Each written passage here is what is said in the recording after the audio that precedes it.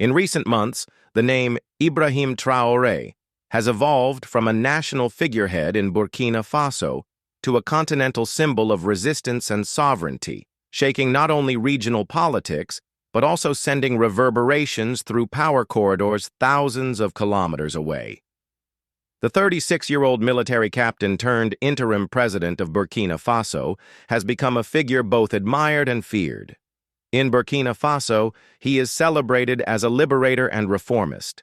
In Kenya, his image is the source of political anxiety and public debate. It is a military government. It is not a civilian government. A civilian government mtapata nafasi 2027 to make a decision in a civilian government. Don't be misled as Kenyans. You know artificial intelligence?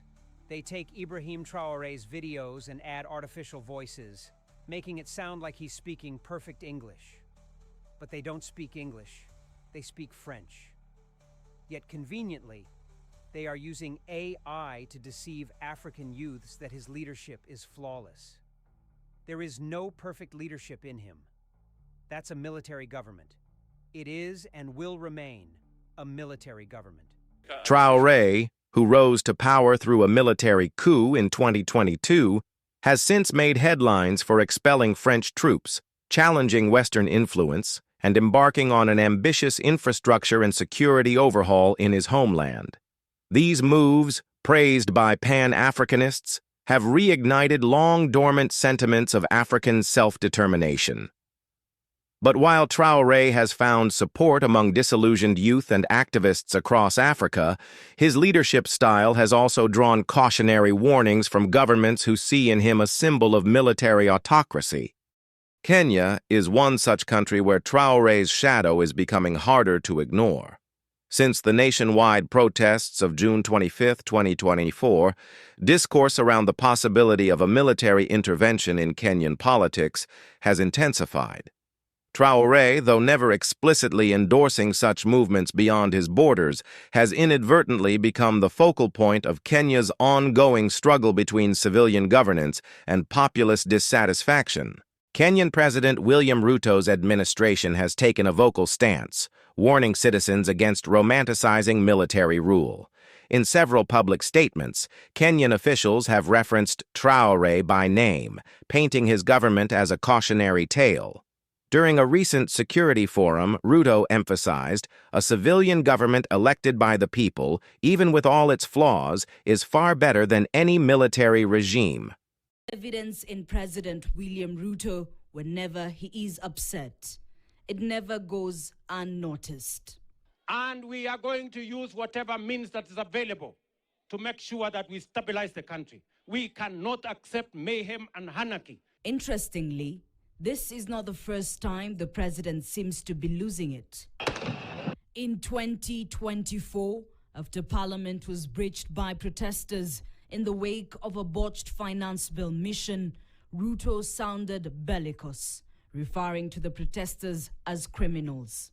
An otherwise legitimate expression of the fundamental rights and freedoms of assembly was infiltrated and hijacked by a group of organized criminals. Political analysts suggest this rhetoric is more than ideological posturing. Traoré's digital presence, amplified by AI-enhanced videos and translated speeches, has deeply penetrated online youth networks across Africa. In Kenya, where dissatisfaction over economic conditions, corruption, and governance is growing, many have started to view the Burkinabe leader as an alternative model. The Kenyan government, concerned about this rising sentiment, has publicly questioned the authenticity of Traoré's messaging. Officials claim that artificial intelligence is being used to manipulate his image, with digitally generated English-language content portraying him as a near-messianic figure. He speaks French, yet we hear him speak perfect English in viral videos. That is not real. It is artificial intelligence, warned one state media presenter during a televised segment. Despite such warnings, public interest in Traoré continues to rise. In Nairobi, discussions about his policies and leadership frequently emerge in university halls, public transit debates, and on social media. From popular radio programs to online forums, the question persists: could Kenya follow Burkina Faso's path? Security analyst Dennis Okumo, speaking to the media, explained the root of the growing fascination. People are tired. The system has failed to deliver.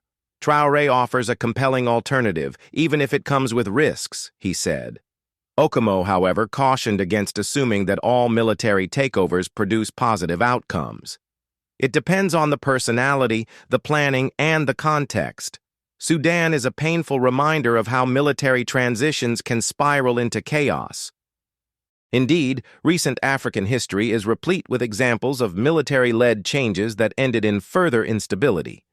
In Sudan, the removal of Omar al-Bashir by the military led to a fragile power-sharing agreement, which collapsed into violent conflict between rival factions.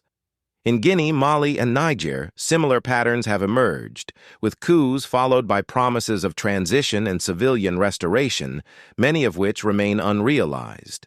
Traoré, for his part, has insisted that his leadership is transitional, promising to return the country to democratic rule within 5 years.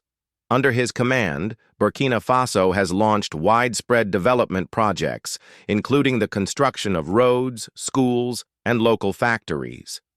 He has also strengthened ties with other Sahelian nations in an effort to create a Pan-African coalition for regional stability and independence from Western military and economic influence. But it is precisely this combination of assertive nationalism and effective governance that has captivated audiences across the continent. Traoré is often depicted not just as a president, but as a symbol of youthful African leadership that refuses to be beholden to international powers. His speeches, often punctuated with historical references to anti-colonial resistance, strike a powerful chord with younger generations who feel betrayed by decades of post-independence leadership. In Kenya, however, leaders worry that emulating such a path could end in turmoil. Security experts warn that military coups, regardless of intent, often dismantle institutional safeguards necessary for long-term governance. In a military takeover, the constitution is usually suspended, parliament dissolved, and judicial systems placed under the authority of military loyalists, said political commentator George Nyaga. You might remove one corrupt government, but you risk creating a lawless environment where power becomes centralized and unchecked. Such fears are not without precedent. Kenya itself experienced a failed coup in 1982 when a faction of the Air Force attempted to overthrow President Daniel Arap Moi. The aftermath led to a severe crackdown on political freedoms and increased militarization of the state. Since then, Kenya's political class has remained particularly sensitive to any threats to constitutional rule. Yet, despite the warnings, a segment of the population remains intrigued. It's not that we want war, said a young university student in Nairobi who requested anonymity. We want leaders who are bold, who are not puppets of the West, who will actually do what they say. That's what Traoré represents to us. This sentiment is echoed by civil society groups who argue that the real issue is not whether a leader is military or civilian, but whether they are committed to justice, development, and national dignity. For these groups, the rise of figures like Traoré reflects a deeper dissatisfaction with neoliberal models of governance that have failed to uplift the majority. In an address last month, Kenyan Interior Minister Kithure Kindiki pushed back against this view. We must not be lured by illusions. Stability cannot be built on the barrel of a gun, he said.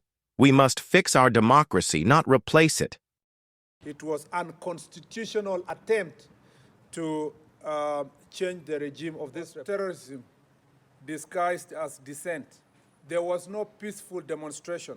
We condemn the criminal anarchists who, in the name of peaceful demonstrations, unleashed a wave of violence, looting, sexual assault, and destruction upon our people. Still, whispers of internal military reshuffles within Kenya have added fuel to the speculation.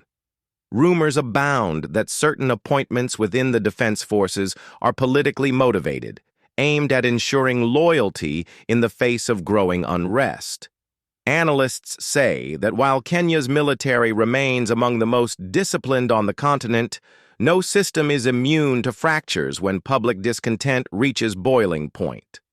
As Kenya prepares for elections in 2027, the trajectory of its political future remains uncertain. With debt levels rising, unemployment soaring, and trust in political institutions waning, the allure of radical alternatives will likely grow. Whether the country chooses to double down on reform or veers toward upheaval may depend on how the current administration addresses the grievances at hand. For now, Ibrahim Traoré remains an outsider, a distant leader governing a land over 5,000 kilometers away. Yet his presence in Kenya's political discourse is undeniable.